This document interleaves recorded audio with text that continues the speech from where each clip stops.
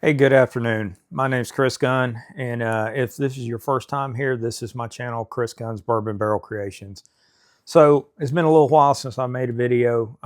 Been kind of a hectic time, and quite frankly, I've been kind of struggling what I was going to talk about. But after some consideration and thought, I just wanted to, talk about some stuff. And so as you kind of look behind me at the bourbon on the shelf behind me, you'll think to yourself, like a lot of people, man, that's a lot of bottles of bourbon. And quite frankly, eventually when I do get around to doing kind of a tour of this room, you'll kind of get a better idea of what's all in this room. But I wouldn't sit here and tell you any different than there's a bunch of bourbon bottles in this room. There's more bourbon in this room than I'll ever drink. Absolutely more than I'll ever drink. I heard someone say one time that the bourbon drinker's prayer is, dear Lord, by the time I die, please let me have drank all my bourbon. Absolutely no way I could do it. I couldn't, because I just don't drink that much. So for me, the bottles in this room, there's a certain amount of, I get a certain amount of satisfaction from the hunt. I've talked about this before in some of my previous videos that I love to deer hunt. It's my passion. It's something I love to do during deer season. Is I will literally live in the woods, and I don't necessarily have to harvest deer. It's just, for me, it's being out there in nature, and it's just the relaxation and actually seeing a deer, and and if God willing, I'll harvest one. I'm always thankful for that, because it's just something I enjoy. But for me, bourbon hunting is kind of like deer hunting. It's the thrill of the hunt. It's the thrill of getting out there and looking around, and when you finally land that bottle you've been after, and it's a very short-lived high, though, because as soon as you got the bottle you want, you move on to the next one. But for me, more importantly, it's the memories. I tie memories to bottles.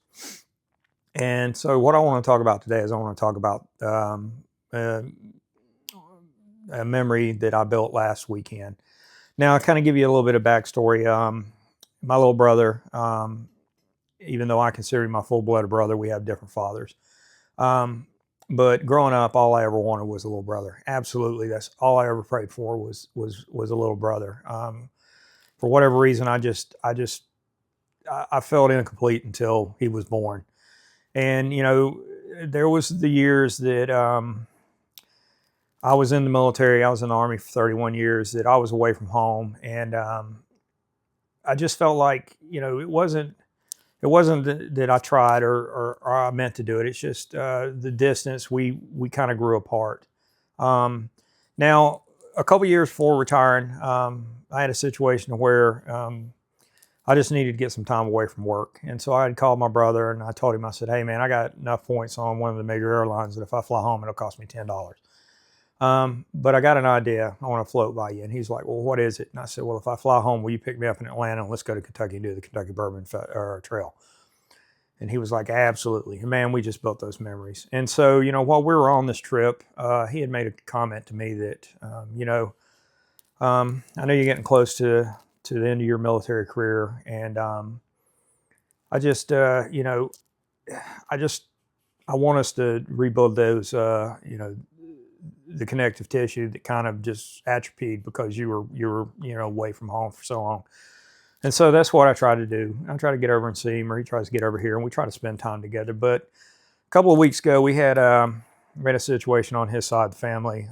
We lost somebody to an unfortunate accident, and it affected a lot of us. My brother and his dad more so than probably anybody else. But I know they've been struggling to kind of reconcile what had happened and just the suddenness of it all. And so a couple weeks ago, I decided to go over and spend the day with my brother and his dad. Now, I had told myself this year that there was a couple bottles I was going to get. And these were bottles that had eluded me for quite some time, but I was of the mind that I was going to have to pay secondary. But those bottles, I was going to get those bottles. And so, you know, I go over to see my brother, and you know, we're going to take his dad to lunch. And so before we loaded his dad up and headed to Macon, Georgia, me and my brother, I had needed to get gas in the truck, and my brother wanted an energy drink, so we rode uptown in Warner Robins, where he lives. Now, the first place we stopped had the bottle I wanted, one of the two bottles that I was after. And so, you know, I got in the store, and I'll get into what the bottle is in a minute. But the first store that we went in, the guy behind the counter says, "I want $1,000 for it."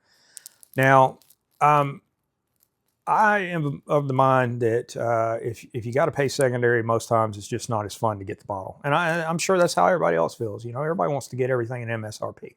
But this particular bottle, I knew I was shooting in a well if I was going to get this thing in MSRP. And so, you know, like a lot of people, you'll hear people online like Hunter from Bourbon Hunter. He'll say that cash is king, and he's completely right. And I had money in my pocket. I've been putting money to the side for Kentucky Bourbon Festival trip, but I had just decided that, you know, we was gonna try and land some bottles that day. And so I told the guy, I said, "I'm just not paying $1,000. Just we're not even going to discuss that much." And you know, I talked him down to what I thought was a reasonable price. I thought I had named a reasonable price, and of course he was not biting on it. And I was like, "Well, you know what? I got to go. I got to go to a couple more stores. I might come back and see you later." Now, of the two bottles I was after, this particular bottle was not the number one on my hit list. It was actually number 3. And I'll talk about the other two. But so we went and left there, and we went to another store, Bonaire Package. Now, the guy that runs Bonaire Package, if I understand my brother right, his family owns a store down towards Perry too. But this guy is just, I really like this guy. He's a super nice guy. I had been in the store before. He had a Star Hill Farms for slightly above MSRP, and it was only when he had, and I actually landed it. But we went in there that day, and he had a Weller foolproof barrel pick, and I didn't even notice it to begin with. Me and my brother were talking to him, and they were just kind of you know, shooting a you know, conversation back and forth. And I just happened to turn around, and there was a barrel sitting there that said Weller foolproof, and it just had Weller foolproof bottles everywhere. And I'm like, holy, you know what? And I told my brother, I said, "Dude, check it out, man. He's got a store pick of Weller foolproof." Now, for anybody who's looking for Weller foolproof, it was $199.99. Now, more than I particularly wanted to pay for it, because I can get it at the Alabama ABC drop when they have it. And I've got a couple backup bottles, so I didn't need it. But it was a store pick, so that was kind of cool. And my brother tried to talk him down on price, which he was, you know, he's just very honest. He said, "Look, man," he goes, "because it's a store pick, I know I can set on it, and eventually I'll sell it." And so, you know, it was kind of like that back and forth banter. Just, you know, we kind of understood he wasn't going to budge, and you know, it wasn't a big deal with us anyway. But it's my brother's kind of talking back and forth for him. I'm eyeballing the bottle behind the counter, and eventually I just finally said, "How much you want for the George Stagg?" Now, he had it priced significantly lower than what the other guy had it priced for. I'm not going to say what it was, because I don't really want to say what I ended up paying for it, nor do I think he wants me to kind of blow out there what he had on the shelf, for. Because some people might think it was a good price. Other people might say, "Oh, I'll never pay that much," whatever. It's, once again, it's your money. You do with it what you want. And I do with my money what I want to do with mine, as most grown people do. And so, you know, I saw what he had the price on it, and he came back and he said, "Well, I'll sell it to you." And it was quite a bit less. "I'll sell it to you for this." And I was like, "Grab it off the shelf. I'm going to get it." And my brother was kind of stunned. He's like, "Well, dude, if I had known you would have went down that much, I'd have bought it." And so anyway, you know, without further ado, I ended up getting a George T. Stagg. Now, I believe this is the 23 or the 24 edition. I know I had looked up the proof on it online to figure it out. I just didn't really care what the proof was as much as I wanted the bottle. I'd been looking for one of these for a while, and this was like number 3 on my hit list of bottles I was after. So for me to get it and to get it at the same time I'm with my brother, that's the kind of memories I love to build. And so, anyway, you know, that was the first bottle I landed, which was a George T. Stagg. And so then my brother and me, we went back and we got his dad, and we went to lunch to a place called S&S Cafeteria. Now, if you're not from the South, you might not know what an S&S cafeteria is, but when I was growing up, it was like, I just always loved to go to them because it was like it was a buffet line, and you basically got what you wanted. You told them what you wanted, and they put it in a bowl and put it on your tray, and you paid for it when you left. Now, I don't know about other parts of the country, but down in the South, liver is kind of a thing, liver and onions. It's not for everybody. It's just not. My wife grosses out every time I talk about wanting some. But my brother's dad and my brother, they both wanted it. I had it that week because I had talked my wife into making it for me, so I got something else. But it was just nice to sit down. Because I think the one thing that kind of makes this story a little bit more understandable is my brother's dad was my stepfather for better part of my life. He's a Navy veteran. He'd served in the Navy, and by the time my mother met him, he had started his time in Navy Reserve, and he did close to, I want to say close to 30 years, cumulative time between the regular Navy and the Navy Reserve. So to say that he had probably a big influence on me joining the military would be an understatement. If you talk to my real father will even tell you that, he's never got anything but great things to say about my brother's dad. He says, he stepped up when I couldn't. And so there's a lot of love for him. I still consider him, my father, my stepfather. That's how it'll always be. But anyway, so it was just nice to be able to go back to a restaurant that I hadn't been in years, and to be able to do it with my brother and his father.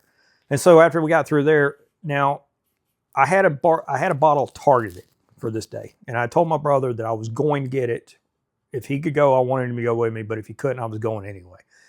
There's a place in Macon called Hilltop. Now, Hilltop it's behind the counter, you name it. I mean, I've seen, you name any unicorn bottle you're probably after, and at some point I've probably seen it on Hilltop shelf. The cool thing about Hilltop is they will also put stuff out on the shelves that's not necessarily your top tier unicorn. One of the bottles that I had picked up there previously was an Old Soul 13 year, and I had seen it in a video that someone else had posted. They had been shopping. Now they kind of threw me off in that video because when they said it was Hilltop, they said it was in McCoon, Georgia. And I was like, man, I grew up in Georgia. I have no clue where McCoon is. And so when I punched in what I thought was the closest, how I could spell it, it of course showed up Macon. I'm like, oh, dude, okay, it's Macon. So I had picked up an Old Soul 13 in there. And the crazy thing was when I watched that previous video, I saw it. When I went to go get it, it was never there. And then just randomly, I was in Macon one day and I saw it on the shelf and I'm like, holy crap, there it is. Got an Old Soul 13. So me and my brother go in there and we're just kind of purveying because there was a couple women at the counter paying for stuff, and I didn't want to start the conversation about what I wanted with them trying to pay for what they were getting. But as me and my brother's looking at the regular shelf, I'm like, Brandon, there's an Old Fit 7. And I think it was $75 was the MSRP, or 75 was what he wanted. I know the MSRP was $59.99 because I'd got one at the Alabama ABC drops. And my brother was like, oh, cool, I want that. So he grabbed it. Now, what I was after was behind the counter. And so I go up and I talk to the gentleman. And eventually we come to a process agreeable. It was more than I really wanted to pay for it. But anyway, it was a bottle that I knew was getting fewer and far between to find. And so, yeah, Heaven Hill, 17 year. This is number 2 on my list of bottles that I was after any year. Now, Airborne Shopette on Fort Benning, Georgia, which is over by Airborne School, had 3 of these in the back of the store. And I used, when I was in the military, I worked about 1 block from that Shopette. And the one day that I didn't happen to be in my office, I happened to be all the way across base at Ranger School, the Airborne Ranger Training Brigade. I was over there talking to a soldier. And I had turned my phone off so I could talk to him without anybody bothering me. And when I turned the phone back on, my local bourbon group was blowing up because the store manager from the Class 6 had went over there and seen them in the back. And he said, "Where'd you get these?" And the store manager at the Airborne Shopette said, "Oh, I've had them for a while, but nobody's going to pay $400 for one of those bottles." And he says, "I have them sold in 5 minutes." And of course, 5 minutes later, all 3 were gone. I probably would have had a pretty good chance of landing one if I'd been in my office that day, but it is what it is. The running joke though was the last bottle, it was a first sergeant and a sergeant major. They said supposedly almost went to fist fighting over it. And so everybody on base was like, "Oh yeah, you were probably the sergeant major." And I'm like, "Absolutely not." But anyway, yes, Heaven Hill 17. Now, I've had this before. A buddy of mine had a sample of this and he let me try it.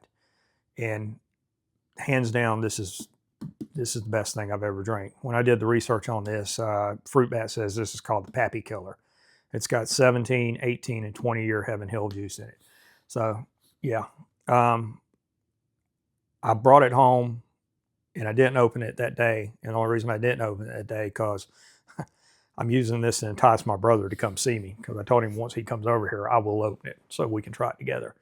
But, you know, when I got back out the car, we had left his dad in the car. He didn't really feel like going in.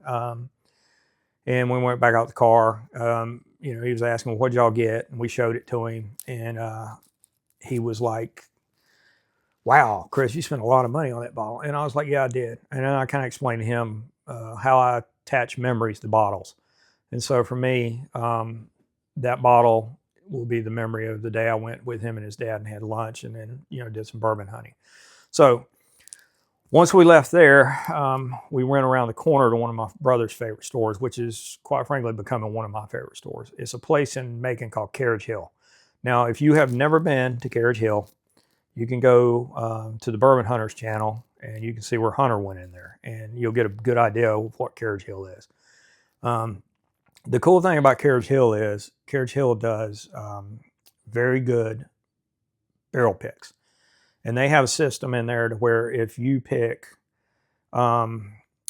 he's got, depending on the tier of the bottle, he will essentially, like say if it's a Stag Junior, you buy 2 barrel picks of any, you can buy 2 of the same thing, and then he'll give it to you just slightly over MSRP.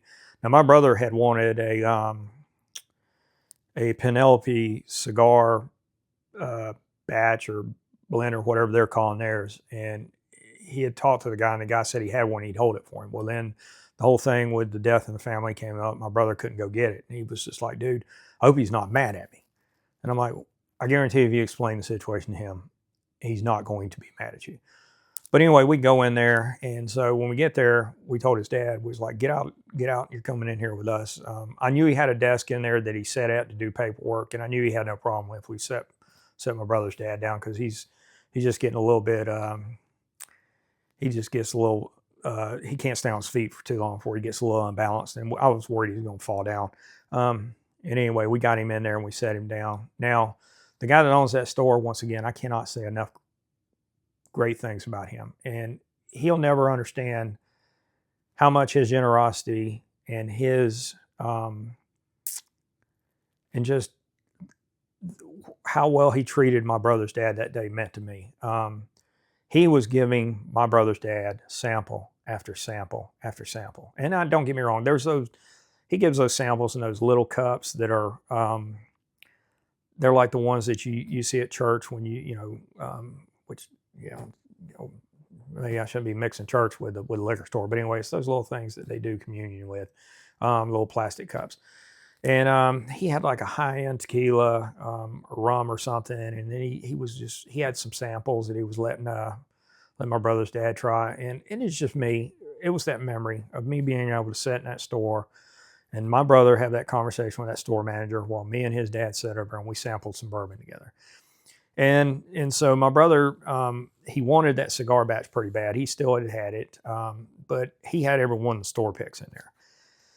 And so I told him, I said, well, I'll make a deal with you, dude, because you didn't get me anything for my birthday, which, whatever, it is what it is. But this was one of the store picks that he had. Now, you can look and you can see how much I enjoy the store pick. This is an Ezra Brooks, and I had never seen these before. This is Ezra Brooks Stave Finish Collection. Stave finished imparts flavor, notes of oak and chocolate. I believe that's what it says. I should have put my glasses on. Yeah, French oak dark chocolate. That's one thing I'll tell you. The older you get, you start having to wear bifocals all the time. But anyway, I had got this bottle. My brother had told me this bottle was like off the chain good, and so I was up there with my wife one day doing some stuff and making, and I ran by there and I grabbed me a bottle and I put a dent in this bottle. And this is probably my month's worth of drinking. Now the crazy thing is, I've actually got it in my glass right now. And I'm gonna take a. Yeah, you can definitely get that that chocolate smells in there.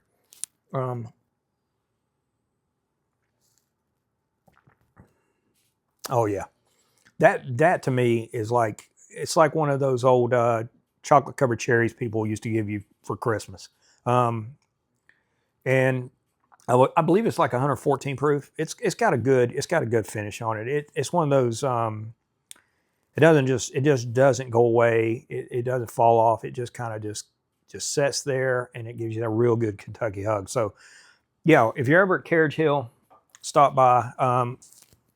I don't think they got that many more of this particular one, but my brother ended up getting me one that day, just so he'd have one of the two store picks he needed to get the Penelope he wanted. Now, the other cool thing while we were in there, his dad had to go to the bathroom, so I helped him get to the bathroom in the back of the store, just because, once again, he's a little bit, I was just worried he was going to fall down. Now, when I was standing there waiting for him to come out of the bathroom, I happened to look over on the shelf, and I was like, oh, check it out. And so I went back out in the store, and I pulled my brother aside, and I was like, hey, he's got a Wild Turkey 101 8-year back there. And my brother's like, really? And so he asked him, had he got some in? And he goes, yeah, actually I did. He goes, I got a case. He goes, let's see if I put it on the shelf. He went over and he looked around, and he goes, no, I don't have any more on the shelf. He goes, I think I got one in the back. And he went in the back, and of course he come back out with it, and he went to hand it to me, and he says, 52, I think 52.99. I was like, I just give it to my brother, because I had, I got a couple bottles of it, and I knew my brother wanted it. So, yeah. So my brother walked out with a Penelope cigar batch and a Wild Turkey 101 8-year, and he gifted me a bottle of Ezra Brooks. But, for me, once again, every bottle in this room, I could go to any bottle in this room, and you could point at it and say, tell me the memory that you attach to that bottle. And I will tell you, there is a memory that I built that will revolve around that particular bottle. And I will always, always, always cherish the memory of the day I spent with my brother and his dad, and we did some bourbon hunting together and some bourbon sampling. So anyway, with that said, if you got somebody you care about, and you got a good pour, then y'all have that pour together and build those memories together. Because I'm telling you, life is short, and nobody's guaranteed another sunrise. So enjoy the ones you have, and I'll see you at the next video.